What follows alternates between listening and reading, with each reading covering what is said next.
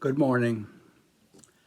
The title of our devotional this morning is The Unwanted Gift. Let's face it, sometimes the gifts we have received at Christmas are not really what we wanted. Can you remember a Christmas when you unwrapped a gift and you had to try hard to say thank you and sound very sincere, but in your heart of hearts, it was not really what you wanted?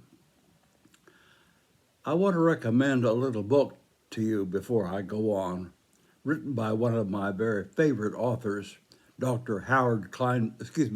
Dr. Paul Tournier. The title is The Meaning of Gifts. I highly recommend the reading of Dr. Tournier's thoughts and observations about the giving and receiving of gifts. I especially urge families with children to read and hear his words. You can probably read it in 30 or 40 minutes, but you'll spend quite a bit of time considering his advice and counsel about the giving and receiving of gifts. But the title of this devotional is The Unwanted Gift, and I invite you to look at Christmas and the Christ event from this very unusual, and I'm aware of that, very unusual perspective. You understand that I'm not saying that Jesus wasn't what the world needed. Quite the contrary. I'm just stating the fact that if you had asked the people of Israel what they needed, they very probably would have told you that they needed someone like David of the Old Testament, a leader and a fighter, someone to gather an army and overthrow the Roman forces, the oppressing and dominating power that had subjugated the people of God. Philip's question in John 14:8, question he asked Jesus, provides a little bit of a subtle hint about Jesus' message and mission. Philip asks, "Lord, show us the Father, and we will be satisfied." John the Baptist's question in Matthew 11 is a little more to the point.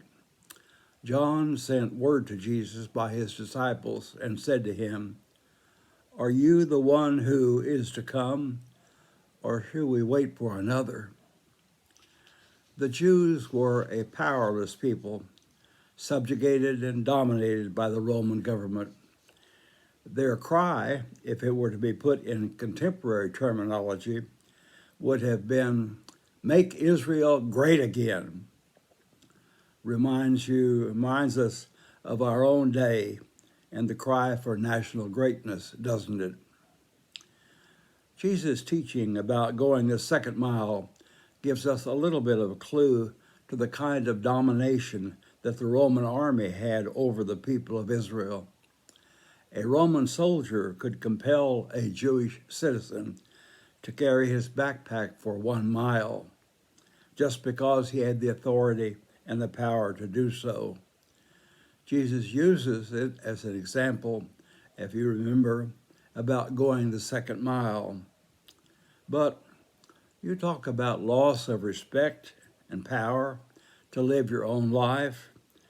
No wonder the Jews wanted a general to lead their revolt and overthrow the Roman forces and the Roman government. In the final analysis, God had to decide between two very different and difficult ways of helping the people of Israel. Do you want to give them the gift that they want, or do you give them the gift that they need? Let me state that again, because it's so critical. Do you want to give them the gift that they want, or do you give them the gift that they really need? But let's look forward to the outcome of the gift that God gave his people. Houston Smith, in his book, The World's Religions, writes about God's gift of Jesus. Referring to Christianity as an historical religion, he writes, quote, "The most important of these historical happenings is the life of a Jewish carpenter who, as has been so often pointed out, was born in a stable, was executed as a criminal at age 33. Executed as a criminal. Remember the cries of the people at the trial put on by Pilate during that last week?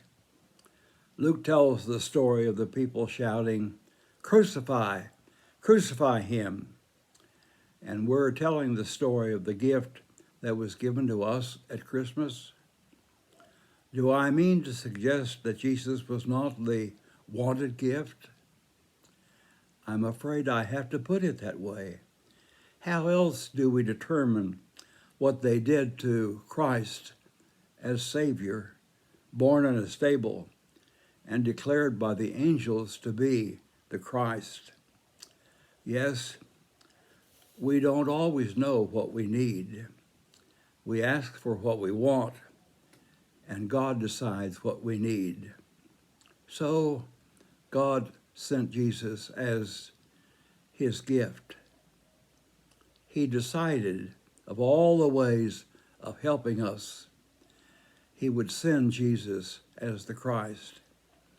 And when we look at the rest of the story, as Paul Harvey would put it, Jesus was the unwanted gift, rejected, unacceptable, and misunderstood. After the cleansing of the temple, the chief priests and the scribes heard about it, and Mark says they kept looking for a way to kill him. You mean the gift of God's Son, and they looked for a way of killing him? How would we receive a Savior like Jesus today? If someone were to ask you what you need, how would you answer? If someone were to ask you what you think our country most needs right now, how would you answer? John 3:16 keeps coming back into our focus and line of sight because the declaration of John 3:16 tells us about the reason for the gift of Jesus. For God so loved the world that he gave his only Son. And that was the gift that God decided we really needed. Accept him? I don't know. Have you? Is Jesus your wanted gift? I hope that he is.